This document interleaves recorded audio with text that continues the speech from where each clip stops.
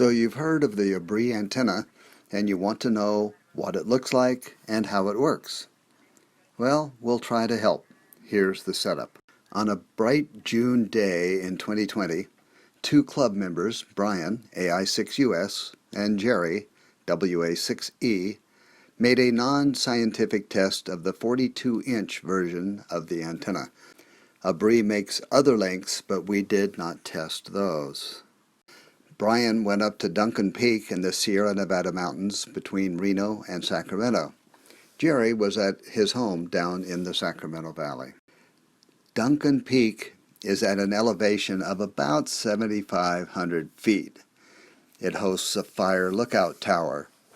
The view from there is spectacular, as you can see. In the photos, the mountains you see in the distance are on the east side of Lake Tahoe. Mount Rose is one of those peaks. To the west is the Sacramento Valley.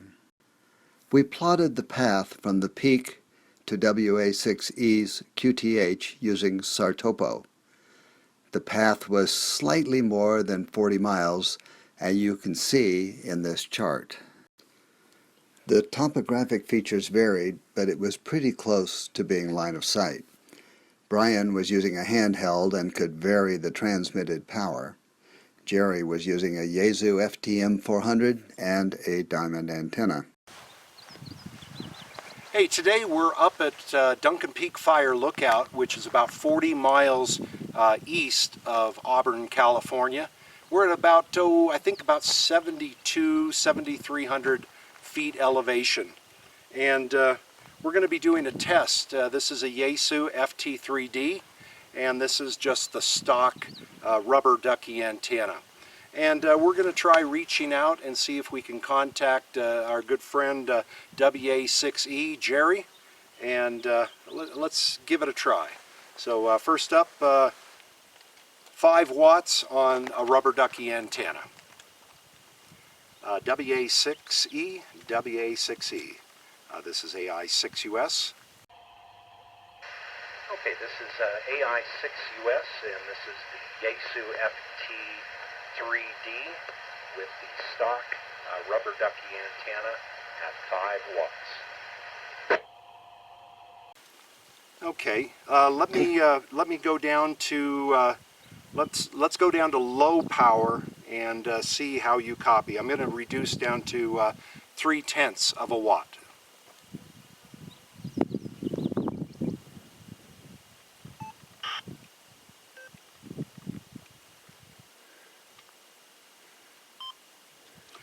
Okay, we're now on 0.3 of a watt. Let's give it a try. WA6E, WA6E. This is AI6US on 0.3 of a watt. Do you copy?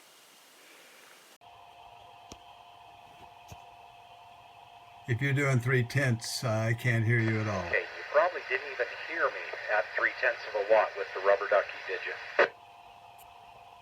If you can copy me, I will now change out to another antenna I brought here. This is AI6US. Please stand by.